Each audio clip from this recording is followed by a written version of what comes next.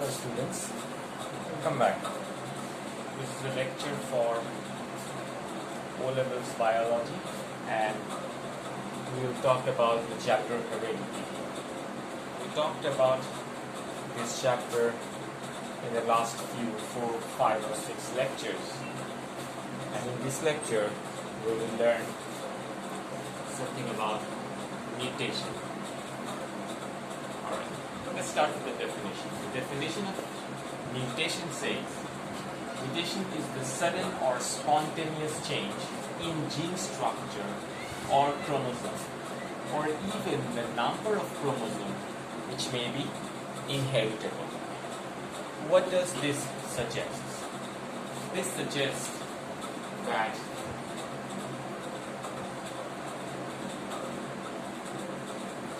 this is how our DNA strands look like, and you have the genes in between like this, okay? Or you have the chromosomes here.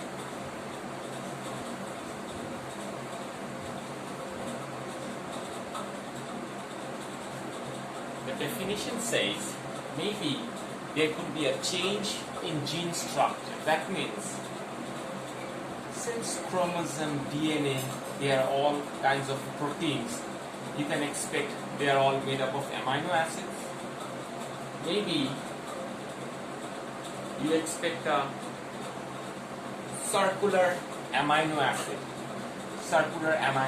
change, you can expect. But for some reason, there is a square-shaped amino acid chain. So there is a change in gene structure. Can you follow me with this? Or maybe it can happen that an amino acid is missing in a chain. It can also happen. So you can have a missing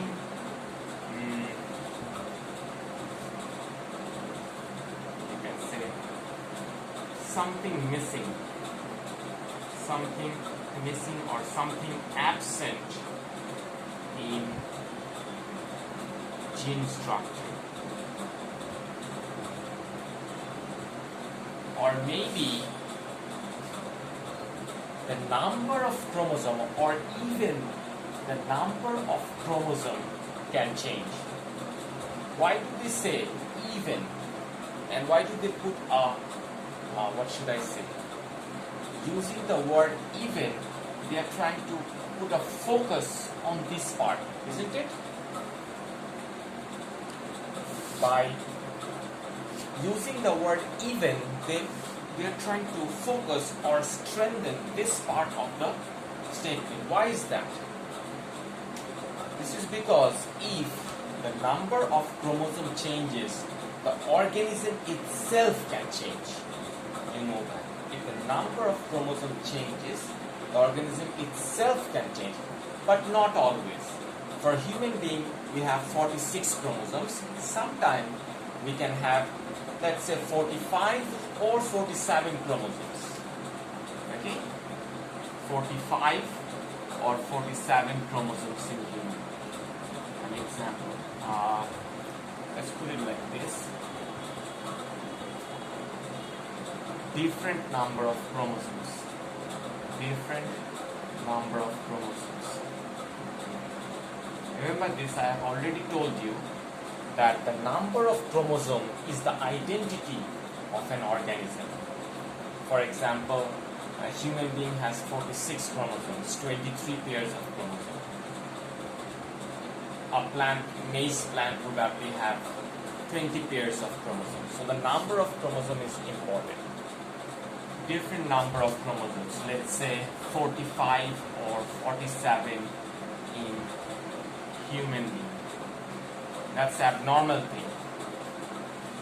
So mutation is this. sometimes your cell structure have different kind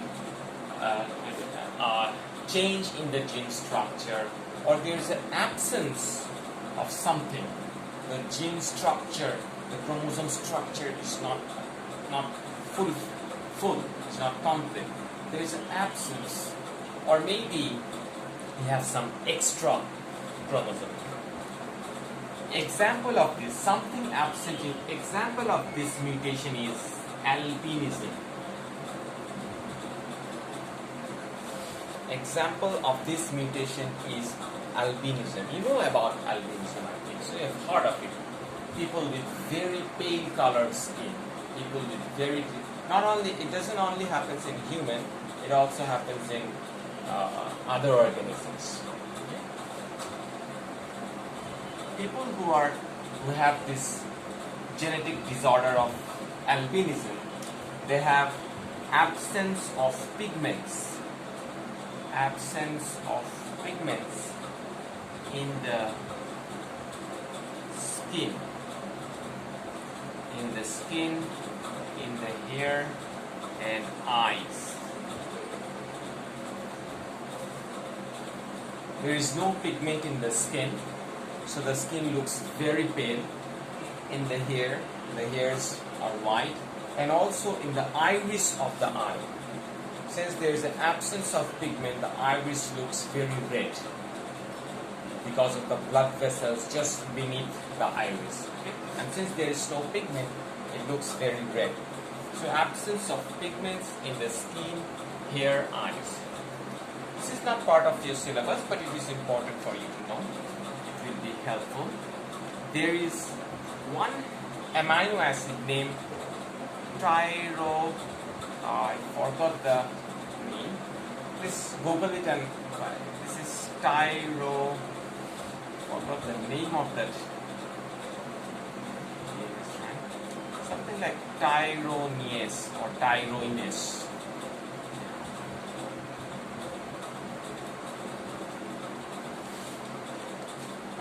Structure present in DNA of normal human being. That is tyrosinase or tyrosinase, I forgot the spelling, which produces an enzyme called melanin. This enzyme melanin actually gives us the color. If a person has a lot of melanin, that person is a little bit dark skin. If the person has less melanin, then he or she is a little bit pale colored or fairer. Okay? So this is about albinism. This is very rare. It says 28 per million. 28 per million gametes. The odds are out of 1 million, 28 gametes can have this disorder, can have this mutation. Alright? Next, from albinism, we'll go to this one. A change in gene structure. Okay. I've told you for this one that this is a chromosome, let's say, and they are all made of proteins, so they should be made of amino acid. You expect a circular chain here. For some reason, for some spontaneous reason, the shape of the amino acid chain has changed. Change in gene structure, or you can say change in three-dimensional shape. Change in three-dimensional shape of amino acid results in a disease called sickle cell anemia. Sickle cell anemia.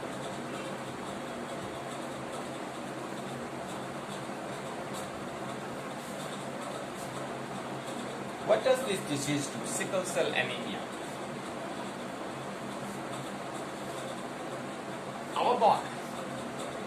You know about genotype, right?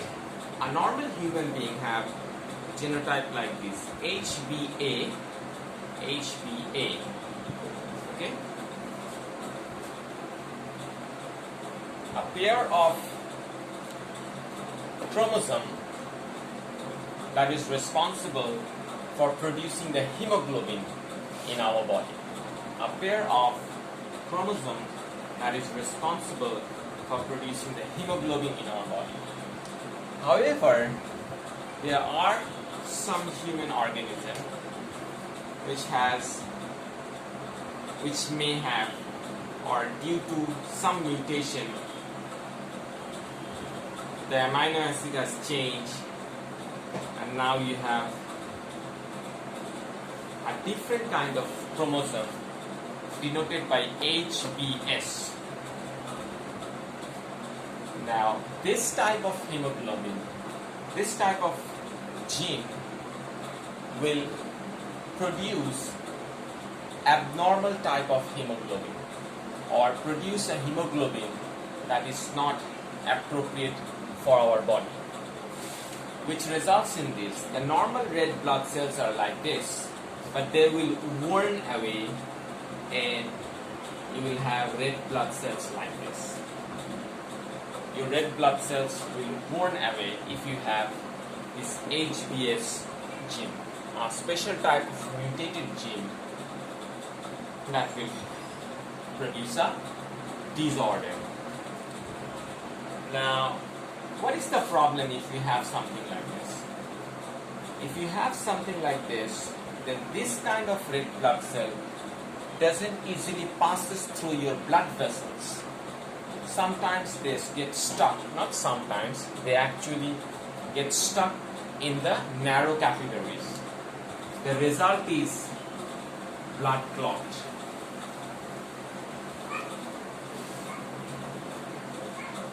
And therefore, these organism with this sickle cell anemia does not survive very well.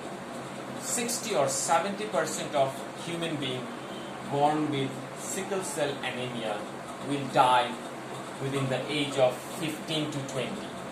Not more than that. At best 15 or 20. If somebody... But there is one important thing. However, to have sickle cell anemia, you should have both of the genes. HBS, there are two chromosomes, right? Both your chromosomes should be HBS and HBS.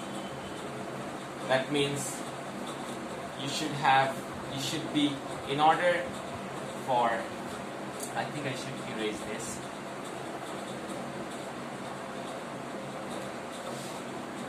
If you have HBA, one HBA and one HBS, then this individual is heterozygous, right? This individual is heterozygous. But if you have this HBS, this individual is homozygous. This individual will have sickle cell anemia. So sickle cell anemia is caused by a recessive allele, right? Caused by a recessive allele. The recessive allele should both be present. The mother produces a gamete of HBS and the father, then only our individual will have sickle cell anemia. A heterozygous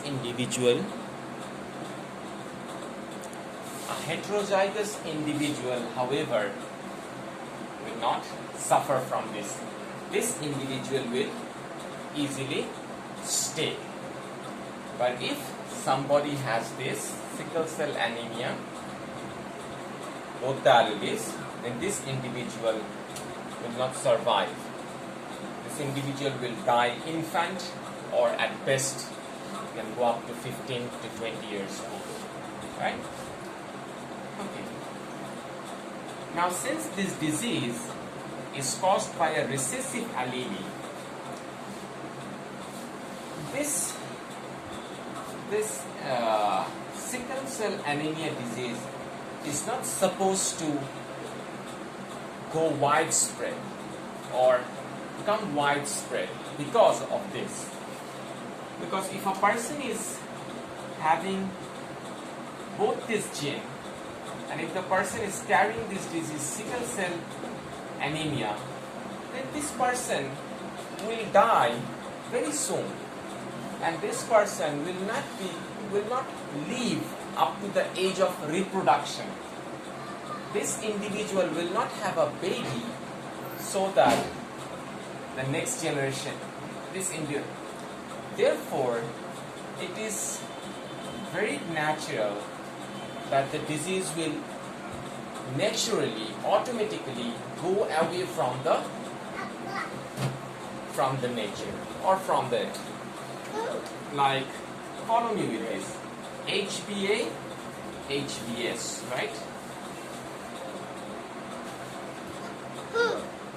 One of the gamete is HbA and the other gamete is produced HbS, right?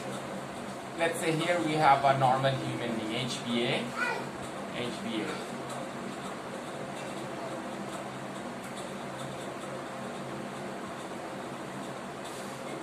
So HbA